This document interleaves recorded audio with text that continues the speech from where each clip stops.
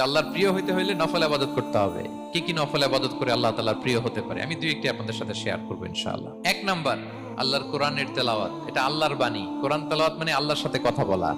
যখন আপনি কোরআন তেলাওয়াত করেন, কাইন্ড অফ আপনি আল্লাহর সাথে মুনাজাত করেন, মানে একান্ত আলাপন করেন, আলাপচারিতা করেন। দুই নাম্বার তালিকা হচ্ছে আত-তাহাজ্জুদ বা কিয়ামুল লাইল।